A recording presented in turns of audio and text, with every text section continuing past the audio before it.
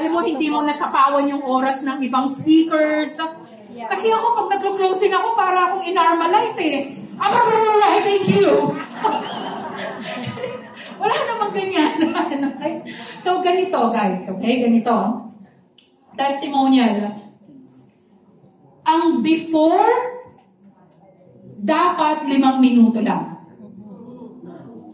Okay? Dapat 5 minuto lang. Huwag nyo na ikwento 25 years ago. So, before is 5 minutes.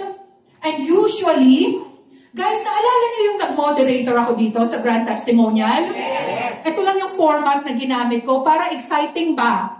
And darating tayo sa exciting part. Okay? So, ang before, pangalan, edad, expertise nila, ano yung trabaho, ano yung business nila, at yung before nila. Kunyari, si Chris, di ba? Dapat kung yung before nila, stage 2B, breast cancer, strong positive, aggressive, at then hypertensive siya. Tapos ano yung ginawa? Ano yung ginawa sa ospital? Binigyan siya ng 18 sessions of chemo and radiation. Surgery, mastectomy on the left side. Magkano? 500. $500,000 to 1 million. Okay? So ito lang, dapat 5 minuto lang yan guys, ha? Yan lang talaga ang i-mention nyo. Huwag nyo na dagdag na toyo, magic sarap, more seasoning, McCormick. Ay, masyadong makulay. Okay, ganyan na, ito, before. 5 minutes lang to, ha? Okay. The next 5 minutes is yung after. Okay? The next 5 minutes is after. Now, ang after, ito rin lang ang format. Okay?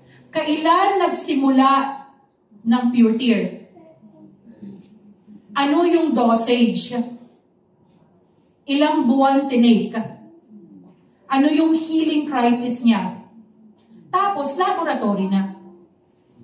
Laboratory na. Ano na yung naramdaman niya? Nag-stage 0, nabigyan siya ng fit to work, cleared yung mammograph niya. Tapos, long term, feel niya, pumuti naman talaga si Chris. Ang ganda nga ng balat eh. Ang ganda ng balat. Tapos, ang bata, and then mas malakas ang stamina, better sleep and appetite. Yun lang. Yun lang guys. Then tapos na dapat siya.